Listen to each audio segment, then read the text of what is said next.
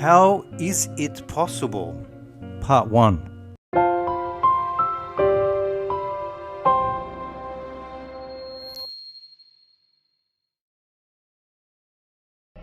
One of the most fascinating things that sort of hit me is when you look at a seed. A simple seed like an apple seed.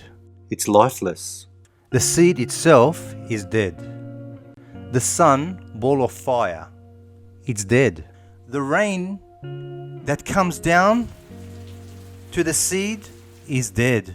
It's lifeless. It has no life. It's actually dead. The ground itself, the earth itself that contains this seed is dead. Dead seed, dead sun, dead rain, dead earth. All these four dead things come together, and what's it form? Life. How is that possible? So for this simple seed to exist, what do we need? We need the sun. Without the sun, this seed will never germinate and become a tree. Where the sun is actually positioned is absolutely perfect. If the sun itself was any closer to us, we'll all burn. Nothing would exist. If the sun was any further away from us, everything would freeze. So the balance of exactly where it lays is absolutely perfect for there to be life. And think about the seasons. How the actual earth is tilted and we have all of the different seasons, summer, winter, autumn and spring.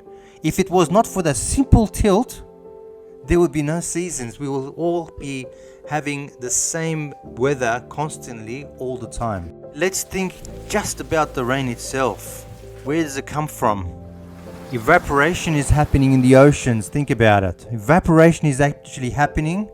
Salty water is being pushed up into the skies, in simple English. This salty water goes up, fresh water is coming down. A transformation is already happening within the clouds. And when the rain comes down, it doesn't just come down in buckets. It comes down in gentle droplets of water which fall down like little parachutes. So tender, so soft, so beautiful. Perfect for this seed to actually be formed, to come to life, to fruition. Now let's observe the actual earth, the soil. We said earlier that the soil is dead. It's made up of simple elements that has no life. So this soil doesn't know us. It doesn't have intelligence. It doesn't feel sorry for us that it's producing all of these fruits and vegetables and the things that are required for life, for our life to be sustained also. So when we look at a strawberry, the strawberry needs certain amounts of nutrients in comparison to an apple tree, which is going to need different nutrients, and the quantities are different. The quantity of the water that it requires is going to be again different. You put too much water and the seed dies. If you put not enough water, the seed dies. So where does this balance come from? The balance of the amount of water, the amount of rain, the amount of the sun's heat and its rays, and then the amount of the nutrients that are inside this earth. How was that all put together in perfect harmony to create this life? We asked the question earlier, how is it possible? So from these dead things comes life. There are only two options. Number one, we either believe that nature created all of this and it comes into existence because nature brings it to life. Nature itself, which we already said, it does not have a brain. It doesn't think for itself. It doesn't have intelligence. How can something that is unintelligent, that doesn't have a brain itself, create a brain? How can something that does not possess life itself create life? How can you bring something from itself which it doesn't have itself? If I ask you for $1 million, but you only have $20 in your pocket, how can you give me something that you don't have? Nature is exactly like that. Nature is bankrupt. How does all of these dead things come together and create life? It's impossible. It doesn't. It cannot. Think about it. Everything must be perfect for it to exist.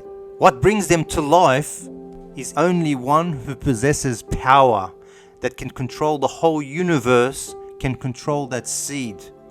and who can create that seed to come to life.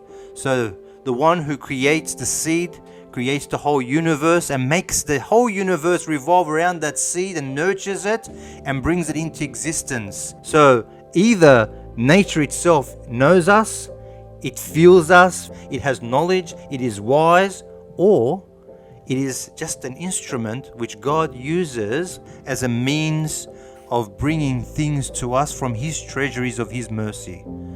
He uses all of these tools in order to show His mercy, His compassion, and His love towards us, that He's showing us that He knows us.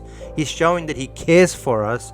God, He Himself created all of this with a plan, with a design, the way in which He wisely put everything together, all-knowingly. He is one eternal creator of the heavens and the earth. These are the two options that we have in front of us. Do you believe that all of this came about as a result of just coincidences? Or you believe that this was planned, programmed, and wisely brought together to create life? Comment below. I'd love to hear your thoughts.